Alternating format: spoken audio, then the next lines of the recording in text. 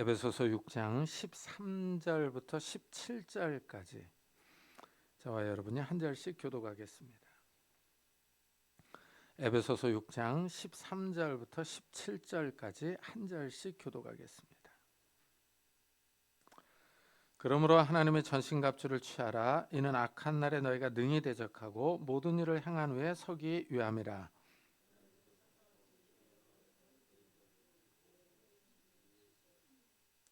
평안의 복음이 준비한 것으로 신을 신고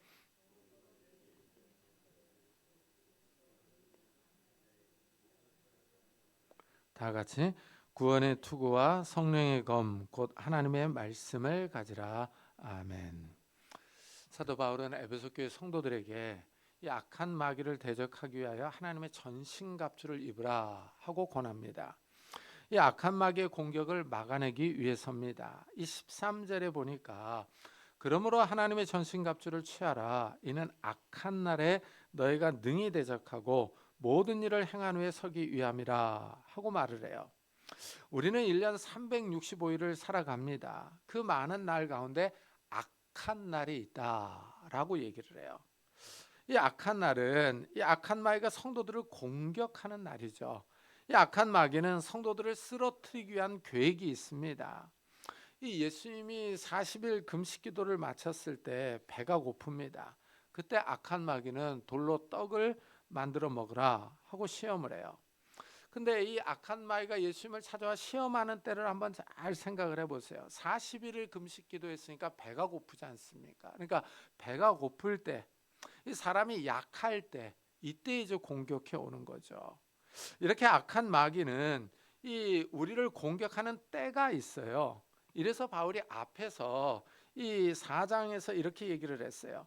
분을 내어도 죄를 짓지 말며 해가 지도록 분을 품지 말고 마귀에게 틈을 주지 말라 했습니다. 이 사람이 화가 날 수 있죠. 이 화는 자연스러운 감정입니다. 그런데 바울은 화를 내기는 내지만은 죄를 짓지 말라 이렇게 권면을 해요.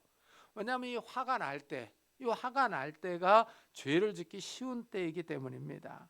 이 사람이 화가 나면 사고치기 딱 좋습니다. 이 감정이 극도로 흥분했을 때 다른 사람을 때릴 수 있고 공격할 수 있습니다. 이래서 바울은 해가 지도록 분을 품지 말라라고 권해요.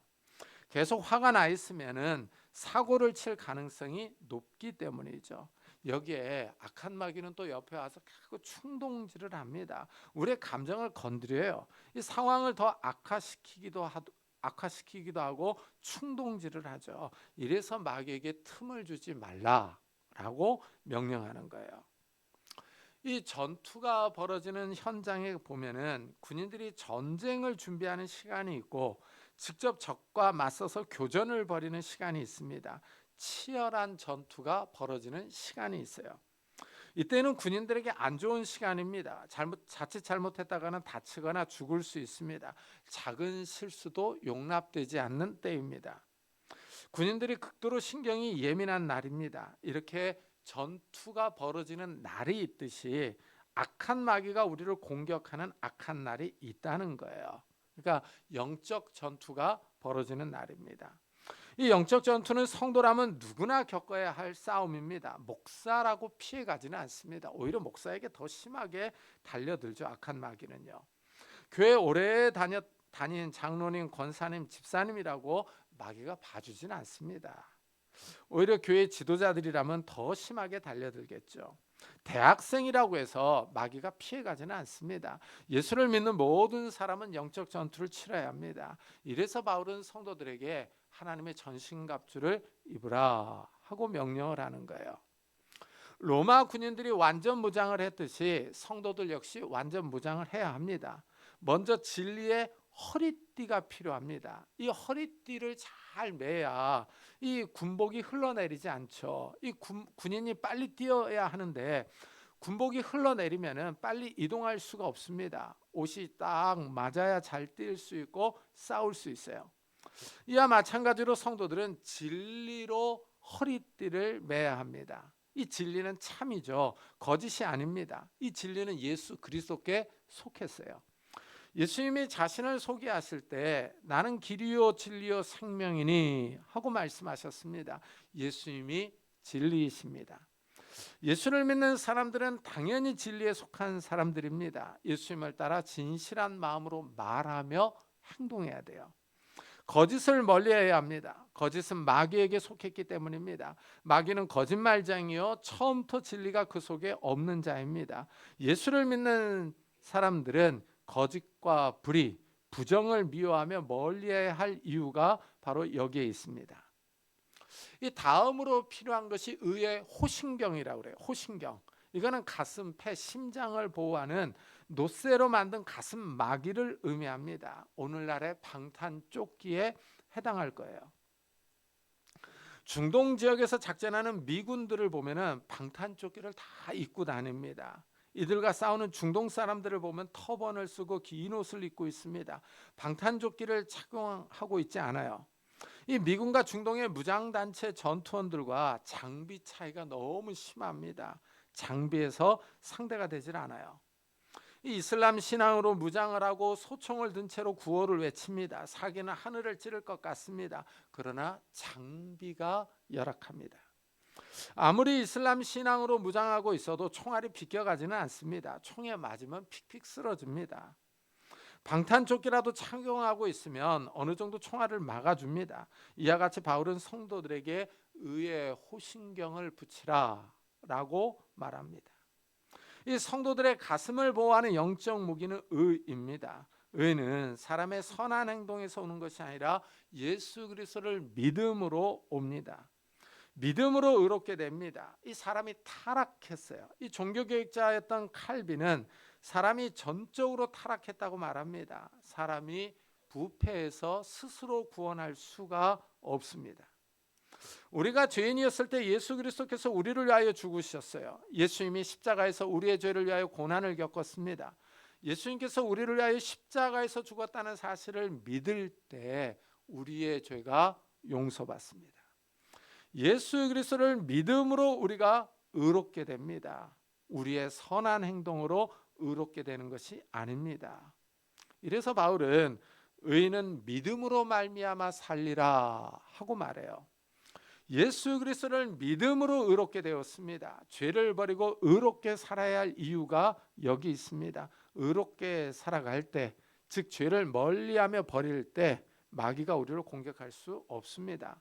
그러나 우리의 삶이 거짓과 부정과 불의로 물든다면은 마귀는 아주 좋아하면서 우리에게 달라붙을 겁니다. 다음으로 필요한 것이 신발이에요. 군인은 신발을 잘 신어야 뛰며 걸을 수 있어요. 신발이 맞지 않으면 불편하며 상처가 생깁니다. 군인들이 완전 무장 행군을 합니다. 이때 발 관리를 잘해야 합니다.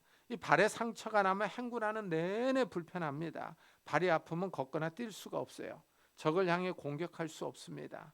이 발이 편해야 기동성이 좋습니다. 이 신발에 해당하는 영적 무기는 평안의 복음이에요. 이 평안은 평화, 화평의 뜻이죠. 이 복음은 좋은 소식으로 하나님의 아들 예수 그리스도에 관한 소식입니다. 예수 그리스도의 십자가와 부활에 관한 소식이 바로 좋은 소식이에요. 이 복음을 받아들이는 사람들이 죄를 용서받고 하나님과 화평을 누립니다. 하나님과 화평하는 사람들이에요. 이 사람들이 하나님과 함께하는 사람들입니다. 이런 평안의 신발을 신으라라고 얘기를 하고 있어요. 하나님이 함께 하실 때 마귀를 대적해서 이길 수 있습니다. 바울이 이렇게 질문을 해요. 만일 하나님이 우리를 위하시면 누가 우리를 대적하리요?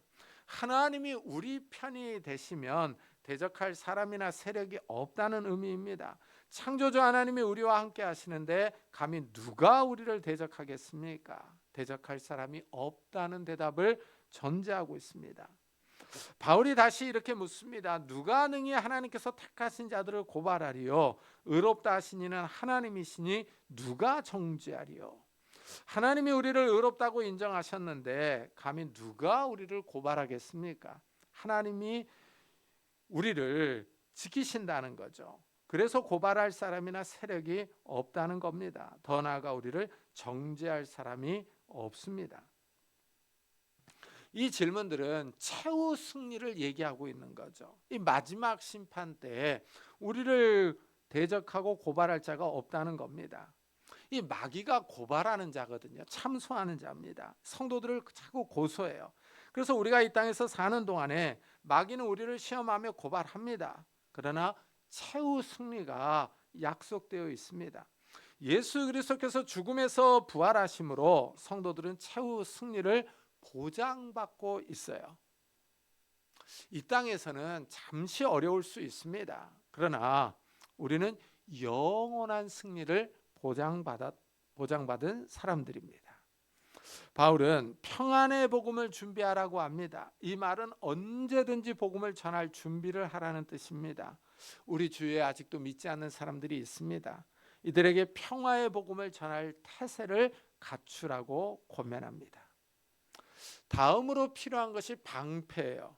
이 방패는 군인의 몸을 보호해 줍니다. 불화살을 막는 방패를 말합니다. 로마 군인들이 사용하던 방패 중에 직사각형 모양이 있어요. 길이가 대략 120cm, 폭이 약 75cm입니다. 두께는 손바닥 넓이 정도입니다. 이 두꺼운 나무판으로 만들어져서 겉에는 천과 송아지 가죽으로 덮었어요. 이 전투에 나서기 전에 천과 가죽에 물을 적십니다. 그러면 적군이 불화살을 쏘아도 그 불을 끌 수가 있어요. 이 성도들이 필요한 영적 무기는 바로 믿음의 방패입니다. 악한 영들이 불화살을 쏘면서 공격합니다. 그 공격을 막을 수 있는 무기가 바로 믿음이에요. 믿음. 이 신앙생활을 하다 보면 회의가 될 때가 있어요. 자꾸 의심이 생깁니다. 마치 세뇌당하는 것처럼 느껴집니다. 하나님은 눈에 보이지 않는데 하나님이 있다고 말합니다. 예수를 믿어야 구원을 받고 천국에 들어갈 수 있다고 말합니다. 아무래도 속는 것 같은 느낌이 들 때가 있습니다. 참 이럴 때 이 악한 마귀는 자꾸 우리의 생각에 의심을 불어넣고 충동을 합니다. 너 지금 속고 있는 거야. 눈을 크게 뜨고 봐라. 천국이 어디 있느냐. 지성인들은 예수를 믿지 않는다. 너는 속고 있다. 이렇게 속삭입니다. 이럴 때 믿음에 굳게 서야 합니다. 믿음의 방패를 들어야 합니다. 그런데 문제는 믿음이 왔다 갔다 합니다. 믿음이 굳게 선 것 같은데 또 흔들립니다. 어떤 때는 믿음이 좋은 것 같은데 어떤 때는 흔들리는 것 같습니다. 믿음이 신기합니다. 은혜를 받으면 믿음이 강해집니다. 그런데 이 믿음이 있다가도 없는 것 같아요. 예수님이 제자들에게 하신 말씀을 보면 믿음이 작은 자들아 하고 책망합니다. 너희 믿음이 어디 있느냐 하십니다. 어떤 사람은 예수님께 나와서 저의 믿음 없는 것을 도와달라 하고 요청하기도 합니다. 믿음이 신기합니다. 믿음이 작은 사람이 있는가 하면 큰 사람이 있어요.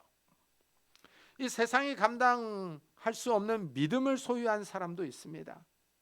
이래서 우리 믿음은 성장해야 합니다. 믿음이 자라야 해요. 그래서 성경은 이 믿음이 자랄 것을 권면하고 있습니다. 믿음이 부족할 때는 심하게 흔들립니다. 이런저런 생각이 수시로 듭니다. 그러나 믿음이 강할 때는 흔들리지 않습니다. 우리의 믿음이 성장해야 돼요. 이 믿음의 성장은 하나님의 말씀을 들으면서 납니다. 하나님의 말씀을 자꾸 듣고 묵상할 때 믿음이 자라요. 말씀을 자꾸 읽고 외울 때 우리 믿음이 흔들리지 않습니다. 우리가 믿음에 굳게 설 때 믿음이 주는 유익이 있습니다. 믿음의 결국은 구원에 이르기 때문입니다.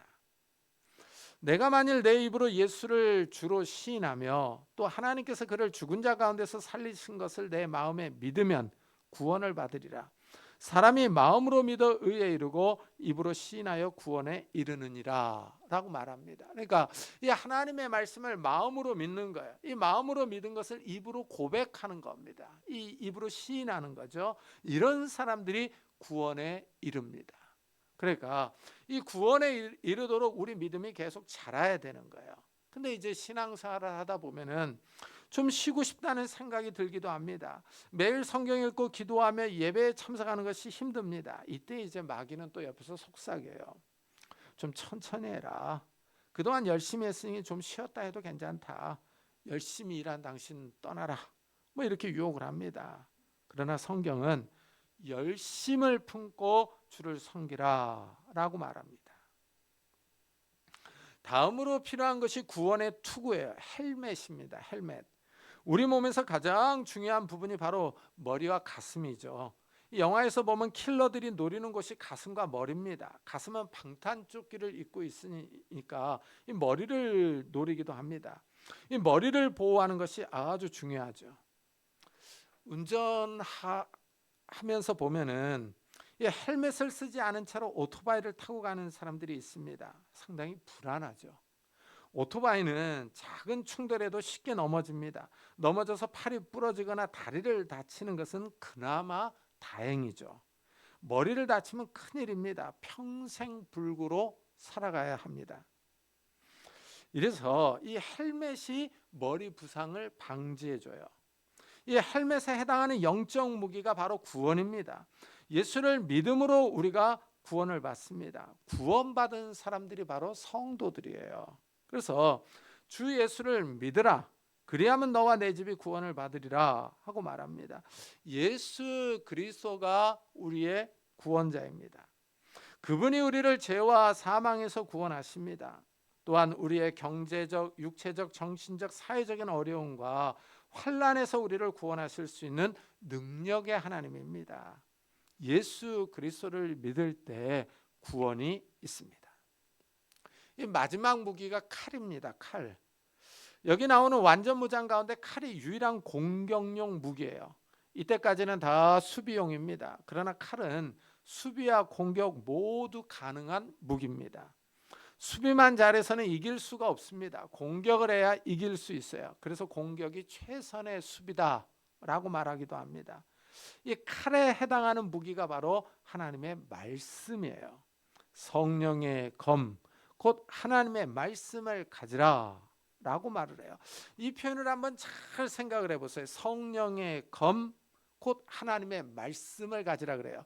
그러니까 성령과 하나님의 말씀을 이게 동일시하고 있는 이런 모습을 볼 수가 있죠. 평행으로 놓고 있는 겁니다. 그러니까 성령께서 역사를 하시는데 말씀을 가지고 역사하신다라고 하는 것을 알 수가 있죠.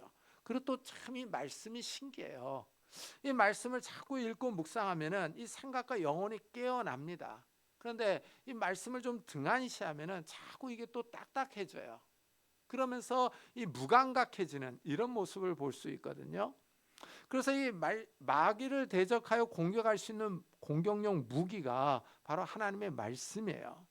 이 마귀는 영적인 존재입니다. 이 사람의 지혜나 지식, 경험이나 능력, 신분이나 돈으로는 마귀의 공격을 막아낼 수가 없어요. 마귀를 이길 수도 없습니다. 마귀에게 뒷돈을 주면서 야 나한테는 공격하지 마라. 이럴 수 있다면 얼마나 좋겠어요. 근데 이 마귀에게는 돈이 필요가 없잖아요. 이 말씀을 바로 아는 것이 중요합니다. 날마다 말씀을 읽고 묵상해야 할 이유가 여기 있어요. 매주 교회 와서 말씀을 듣는 이유도 바로 여기 있습니다. 이 또 설교가 또 신기하지 않습니까? 이 성경을 우리가 그냥 읽을 때는 이렇게 자꾸 묵상하라고 생각을 해야 되는데 설교를 하면 이렇게 말씀이 이렇게 자꾸 우리의 이 생각을 또 깨우기도 합니다. 그러면서 말씀이 들려요. 참 신기합니다. 그래서 이 설교를 들으면은 이 영혼이 깨어날 때가 많아요. 참 성령께서 우리의 영혼을 건드리시는 거죠. 우리의 영혼을 건드리며 만지며 자꾸 이 충동을 하는 겁니다. 성령께서 역사하시는 겁니다. 그러니까 성령 하나님께서 이 말씀을 통해서 우리에게 생명과 은혜와 능력을 주시는 거예요. 근데 이제 또 재밌는 사실은 마귀도 성도들을 유혹하거나 시험할 때 성경 말씀을 이용을 해요. 그래서 예수님이 40일 금식을 마친 후에 마귀가 시험하러 옵니다. 이때 성경 말씀을 인용하여 시험합니다. 그런데 이 마귀가 인용하는 성경 구절을 잘 보면은 잘못 인용을 해요. 상황에 맞지 않게 왜곡해서 적용합니다. 이단의 특징이 여기 있어요. 그래서 이단들이 보면은 성경 공부를 하자 그래요. 말씀 공부를 하자 그럽니다.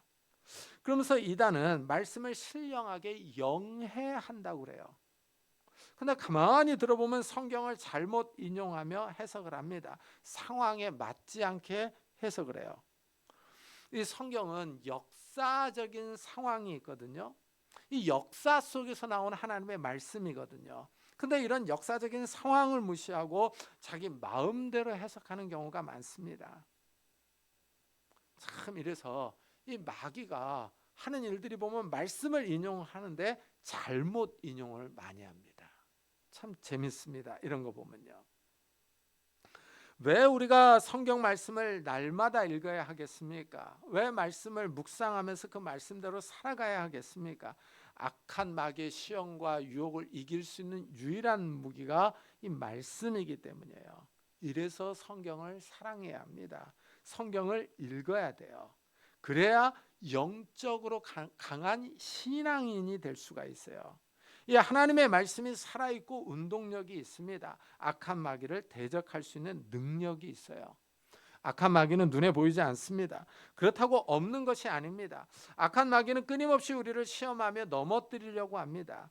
이런 공격에 맞서서 하나님의 전신갑주를 입고 악한 마귀와 싸워 승리하는 성도님들이 되시기를 예수 그리스도의 이름으로 축복합니다. 기도하겠습니다. 우리 한번 들은 말씀을 생각하면서 우리가 좀 하나님의 전신갑주를 입게 해달라고, 우리가 시간을 들여서 하나님의 말씀을 읽고 기도하게 해달라고 우리 한번 자기 자신들을 위해서 기도하고 예배 마치도록 하겠습니다. 하나님 아버지 감사를 드립니다.